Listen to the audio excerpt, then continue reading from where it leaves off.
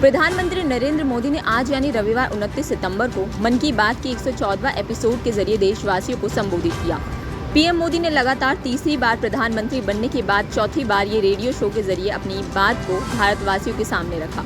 इस बार का एपिसोड इसलिए भी खास रहा क्योंकि इसके टेलीकास्ट के 10 साल पूरे हो गए हैं। आपको बता दें कि हर महीने की आखिरी रविवार को पीएम मोदी मन की बात के जरिए देशवासियों को संबोधित करते हैं। इसी कड़ी में हरियाणा के रोहतक में बीजेपी कार्यकर्ताओं ने रविवार 29 सितंबर को प्रधानमंत्री नरेंद्र मोदी के मन की बात कार्यक्रम को एलईडी के माध्यम से सुना।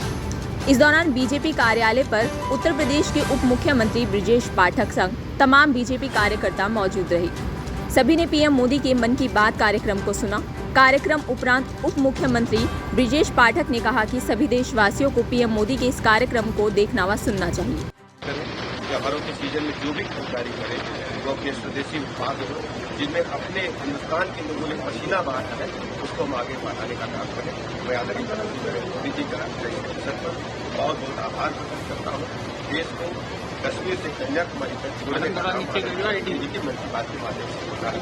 बहुत बहुत धन्यवाद। इसके अलावा हरियाणा के बीजेपी प्रभारी सतीश पुनिया ने भी पीएम मोदी के मन की बात कार्यक्रम पर प्रकाश डाला और हरियाणा चुनाव पर भी बात की। मन की बात कार्यक्रम हुआ, प्रधानमंत्री जी ने कई विषयों को शामिल किया। प्रधानमंत्री जी की नीयत जोड़ने की है। उससे पहले ये परंपरा अटल बिहारी वाजपेयी जी ने शुरू की। देश को सड़कों से जोड़ा, देश को नदियों से जोड़ा, अनेक उपक्रम किए। भावनात्मक रूप से जोड़ने का काम नरेंद्र मोदी जी ने किया। कश्मीर से कन्याकुमारी और कच्छ से कामरूप तक भारत की जो संस्कृति है, जिसमें विविधता में एकता साफ तौर पर दिखती है। किस तरीके से जो छोटे लघु उद्योग है उनको प्रमोट करें, संस्कृति का रक्षण कैसे करें, प्रकृति का संरक्षण कैसे करें, ये सारी बातें समाहित होती हैं। और इसलिए मन की बात वास्तव में हिंदुस्तान के मन की बात बन गई। इसके लिए प्रधानमंत्री जी साधुवाद के पास हैं। अच्छा, संगठन के तौर पर आप गुजारिश मांगे, किस तरह का हरियाणा में माहौल आपको नजर आता है? देखिए, हरियाणा पृष्ठभूमि में जाएं तो ऐसा प्रदेश था जहां भारतीय जनता पार्टी को कोई जगह नहीं होती थी। हम अलायंस में लड़ते थे और कुछ चंद सीटों पर लड़ते थे। लेकिन 2014 में भारतीय जनता पार्टी हरियाणा की पसंद बनी, बहुमत की सरकार हमने बनाई। 2019 में फिर हमने सरकार बनाई। हालांकि गठबंधन की सरकार थी, पर बीजेपी को सबसे बड़े दल होने का एक लाभ मिला। आज तीसरी बार भारतीय जनता पार्टी सरकार इसलिए बनाने जा रही है कि पिछले 10 वर्षों में चाहे हरियाणा हो और चाहे देश की तरफ से तरक्की के रास्ते हरियाणा के लिए खुले मोदी जी के नेतृत्व में, आज बिना खर्ची और बिना पर्ची, ये केवल जुमला भर नहीं है, ये हकीकत है। भ्रष्टाचार की चर्चा हरियाणा की सड़कों पर होती थी। एक पारदर्शी सरकार भारतीय जनता पार्टी ने दी है। केंद्र की प्रवर्तित जितनी योजनाएं हैं उसका लाभ हरियाणा को मिला है।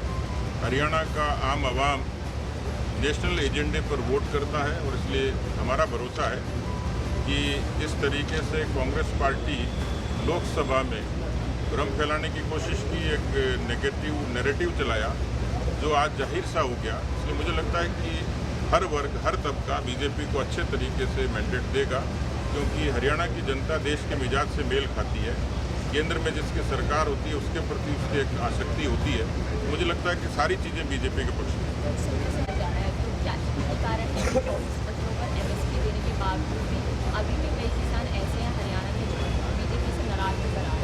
देखिए, मुझे नहीं लगता कि अब कोई नाराजगी है। तात्कालिक कई बार कुछ मुद्दे होते हैं, लेकिन आज़ादी के बाद ये इतिहास नहीं, ये इतिहास से सत्य है कि फसलों की बीमा योजना, प्रधानमंत्री ग्राम सड़क योजना, प्रधानमंत्री किसान सम्मान निधि, तमाम जितनी योजनाएं, उसका लाभ हरियाणा के किसान को बड़ी तादाद में मिला है। इसलिए हरियाणा के किसान, हरियाणा के जवान, जिनको हाल में नायब सैनी ने इस बात की गारंटी दी है कि अग्निवीर जो वापस ट्रेनिंग से लौट के आएंगे उनको भारतीय जनता पार्टी पक्की नौकरी की गारंटी देती है। महिलाओं को 2100 रुपये की लाडो लक्ष्मी योजना के जरिए उनको संबल देने का काम किया। उससे पहले भी हरियाणा का जो अंदरूनी इंफ्रास्ट्रक्चर है, बिजली से लेके, स्कूल से लेके, स्वास्थ्य से लेके, आज आयुष्मान की लिमिट हम लोग 10 लाख करते हैं। ओबीसी की जो क्रीमी लेयर है उसको 6 से 8 लाख करते हैं। कुल मिलाकर समग्रता के साथ हरियाणा की सरकार ने काम किया और इसीलिए सभी तबकों का भरोसा है। धन्यवाद।